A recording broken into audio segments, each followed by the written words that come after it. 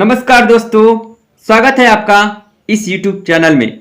दोस्तों आज हम एक स्पेशल टेंस शुरुआत करने वाले हैं जिसका नाम है प्रेजेंट कॉन्टिन्यूअस टेंस। लास्ट तक बने रहिए। इस वीडियो में आपको एक एक रूल को एग्जाम्पल के साथ स्टेप बाय स्टेप बताया जाएगा। आइए शुरुआत करते हैं इसके इंट्रोडक्शन से। पहचान, जिस हिंदी वाक्य के अंत में रहा है, रही है, रहे हैं आदि शब्द आते हैं उसे प्रेजेंट कॉन्टिन्यूअस टेंस कहते हैं। जिस हिंदी वाक्य के अंत में रहा है, रही है, रहे हैं आदि शब्द आते हैं उसे प्रेजेंट कॉन्टिन्यूअस टेंस कहते हैं। जैसे रवि क्रिकेट खेल रहा है, मैं बाजार जा रहा हूं। रहा हूं, रहे हैं आदि शब्द यदि आता है किसी वाक्य में तो समझ लीजिए वो प्रेजेंट कॉन्टिन्यूअस टेंस है।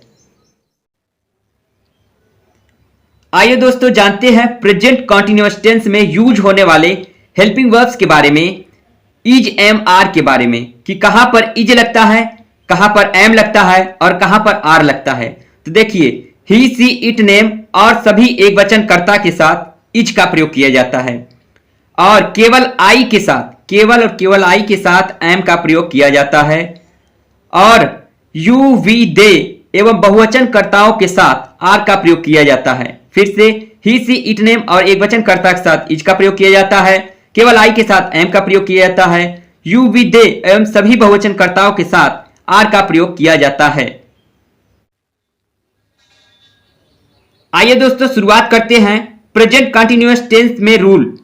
इसमें देखिए दोस्तों 6 नियम होते हैं जैसे सभी टेंस में होते हैं। तो हमारे पास एक उदाहरण है, रवि क्रिकेट खेल रहा है। ध्यान दीजिए दोस्तों, न तो इसमें निगेटिव का कोई भाव है न तो कोई क्वेश्चन का भाव है। तो ऐसे वाक्य को असर्टिव सेंटेंस कहते हैं यानी सकारात्मक वाक्य कहते हैं। तो उसके लिए सबसे पहले सब्जेक्ट की इंग्लिश लिखेंगे, उसके बाद इज एम आर में से एक लगाएंगे, उसके बाद वर्ब का फर्स्ट फॉर्म लिखेंगे, आईएनजी लगाकर ऑब्जेक्ट लिखेंगे। आइए शुरुआत करते हैं। पहला नियम इसका कि सबसे पहले सब्जेक्ट की इंग्लिश हम लोग लिख देते हैं। नाम है रवि।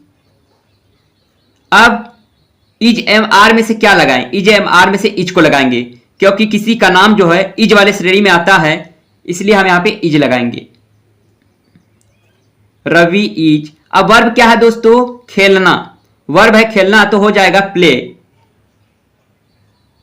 PLAY। अब उसमें आईएनजी लगाना है तो आप आईएनजी लगा दीजिए। अब ऑब्जेक्ट क्या है दोस्तों? ऑब्जेक्ट है क्रिकेट तो लिखेंगे आप लास्ट में ऑब्जेक्ट, CRICKET। हो जाएगा रवि इज प्लेइंग क्रिकेट। अगला वाक्य है दोस्तों, पक्षियां आकाश में नहीं उड़ रहे हैं। यदि वाक्य में दोस्तों नहीं शब्द आता है तो उसके लिए रूल नंबर 2 देखते हैं कि सबसे पहले हम सब्जेक्ट लगाएंगे, हेल्पिंग वर्ब के बाद केवल नॉट लगाते हैं। बाकी सेम रूल है पहला वाला जैसा ही। तो आइए हल करते हैं इसको भी। सबसे पहले हम क्या लिखेंगे? सब्जेक्ट की इंग्लिश। पक्षियां है तो हो जाएगा द बर्ड्स, द बर्ड्स। अब इज एम आर में से आर को लगाएंगे क्योंकि बर्ड्स मैंने लिखा है बहुवचन हो गया तो आर हो जाएगा, द बर्ड्स आर। अब नहीं शब्द आया है तो हेल्पिंग वर्ब के बाद हम नॉट लगा देंगे, हो जाएगा हमारा नॉट। वर्ब का फर्स्ट फॉर्म उड़ना तो हो जाएगा हमारे यहां उड़ना यानी फ्लाई या FLY, उसमें ING लगा देंगे हम तो हो जाएगा flying. The birds are not flying. अब क्या है? ऑब्जेक्ट है, ING लग गया तो ऑब्जेक्ट है। उसके बाद आकाश में तो हम लिखेंगे in the sky, SKY। The birds are not flying in the sky. अगला वाक्य है दोस्तों, क्या सूर्य पूरब में निकल रहा है। यदि प्रेजेंट कंटीन्यूअस टेंस में वाक्य की शुरुआत क्या से होता है तो हम हेल्पिंग वर्ब की शुरुआत पहले करेंगे क्योंकि उसकी क्या की जो इंग्लिश है वो हम लिखेंगे नहीं। तो हेल्पिंग है इज एम आर, तो इज एम आर में से हम किसी एक को लगाएंगे। तो उसके लिए हम सब्जेक्ट देखते हैं कि हमारा सब्जेक्ट एक वचन है या बहुवचन है, उसी आधार पे हम हेल्पिंग वर्ब क्या के स्थान पे लगाएंगे। तो द सन यानी सूर्य, सूर्य हमारा एक वचन होता है तो इसलिए इसका हेल्पिंग वर्ब हम इज लगाएंगे तो हो जाएगा हमारा इज। उसके बाद सब्जेक्ट लगा देते हैं is the sun, is the sun. उसके बाद वर्ब लगाएंगे निकलना, तो हो जाएगा निकलना का इंग्लिश होता है राइज, RIS, और उसमें ING लगाएंगे तो हो जाएगा हमारा rising. Is the sun rising. अब क्या है, ING लग गया। अब ऑब्जेक्ट देखते हैं पूरब में, तो इसको भी लगाएंगे in the east, EAST। Is the sun rising in the east. अगला वाक्य है दोस्तों, क्या बच्चे हॉकी नहीं खेल रहे हैं। इसमें देखिए इस वाक्य में क्या भी है और नहीं भी है।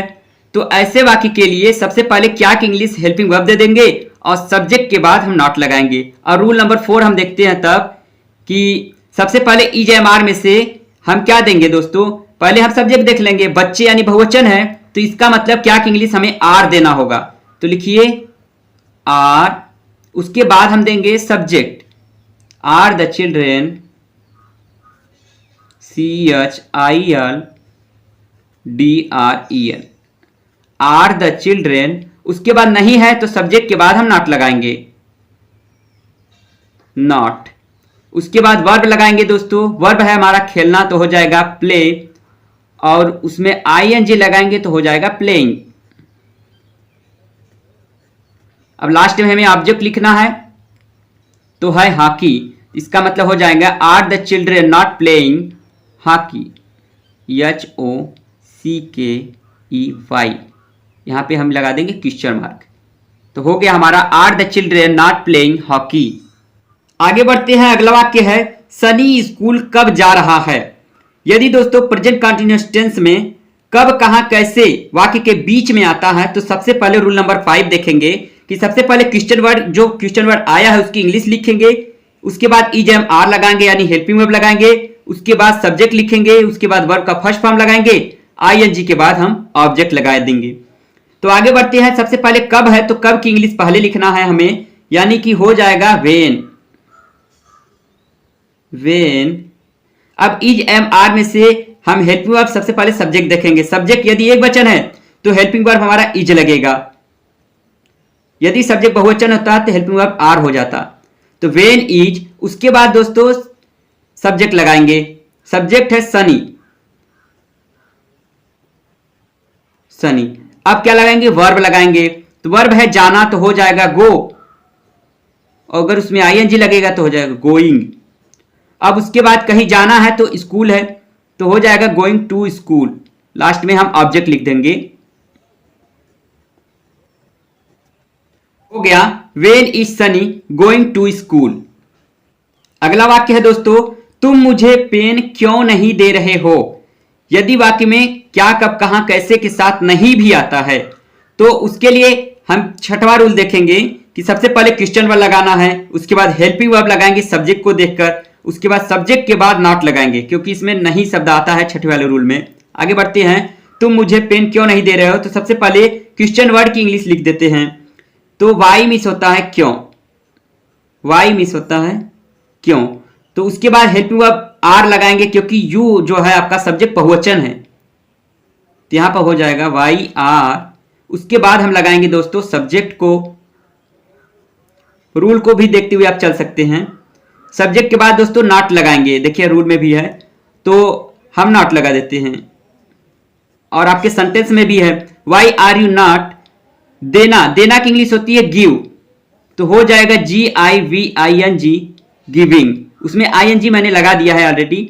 और उसके बाद लास्ट में ऑब्जेक्ट है पेन, तो हम पेन लिख देते हैं PEN। Why are you not giving pen, why are you not giving pen, तुम मुझे पेन क्यों नहीं दे रहे हो। मुझे उम्मीद, तो दोस्तों प्रेजेंट कंटीन्यूअस टेंस का 6 का 6 रूल हमने बता दिया है, और इसका एग्जांपल वीडियो के लास्ट में आपको मिल जाएगा, ठीक है। और यदि कोई समस्या होती है, यदि वीडियो समझ में नहीं आया तो प्लीज इसे रिपीट करके देख ले, और यदि समझ में आया तो प्लीज इसे लाइक करें। हमारे यदि चैनल पर नए हैं तो प्लीज चैनल को भी सब्सक्राइब कर ले। मिलते हैं नेक्स्ट वीडियो में, तब तक के लिए दोस्तों जय हिंद।